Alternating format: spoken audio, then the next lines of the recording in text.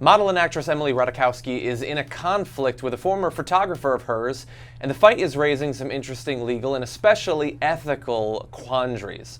So she did this photography shoot with Jonathan Later back in 2012, and he took literally dozens and dozens of photos of her. And these are modeling pictures, and some of them she was in clothing, and some in lingerie, and in some fully nude. Now, some of those were used at the time, but he, of course, as the photographer, under their contract, retained control of the other photos, the photos that were not used at that point. And now, 4 years later, he is looking to release a book with over 70 of those photos now to be released, including ones that include her entirely naked.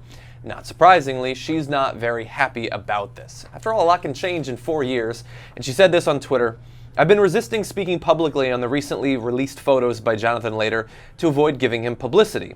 But I've had enough. This book and the images within it are a violation."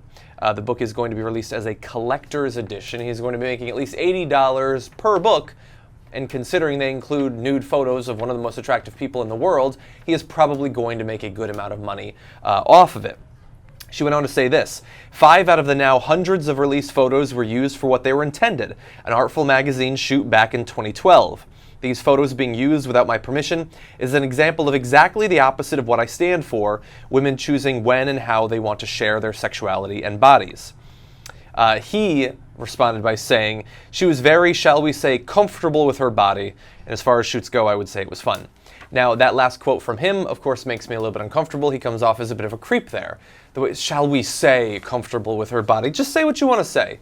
Say whatever implicit insult is lingering behind those words. If you want to insult Emily Ratajkowski, then do it. Now let's break this down. So I don't know the exact details of whatever contract it was that she signed with this photographer 4 years ago when they initially did their shoot. That's extremely early on in her career. That might have even been before Blurred Lines. I'm not entirely sure. But generally in these shoots, so far as I know and the experience I have, is that you do retain control of the photos and you can generally do whatever you want with them later on. And so that complicates legally, although perhaps not ethically or morally, the situation that we have right here. So she says that releasing the photos now goes against what she stands for, which is women being in control of their bodies and their sexuality.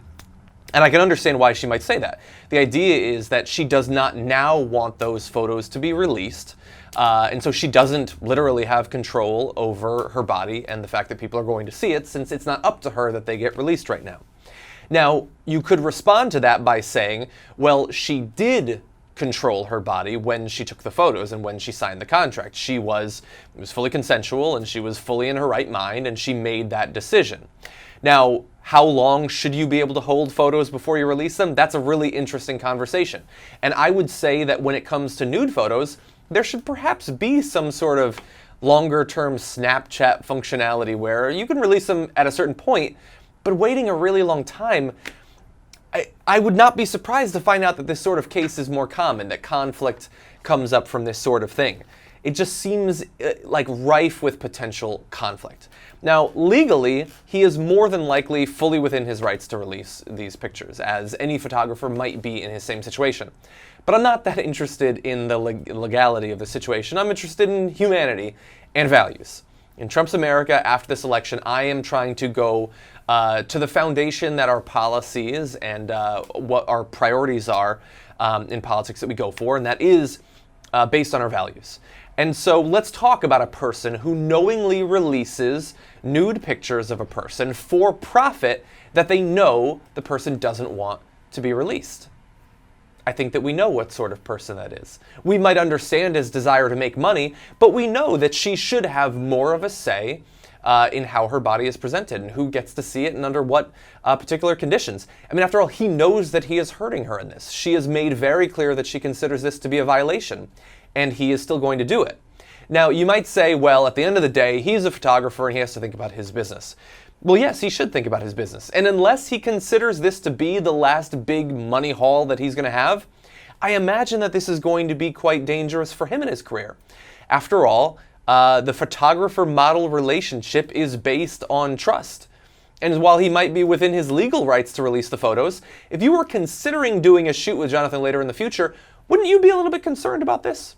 perhaps a little bit less comfortable while taking the photos, perhaps a little bit more critical in terms of how you look over the contract, if he is the sort of person that will do something that he knows you are against, that goes against your values.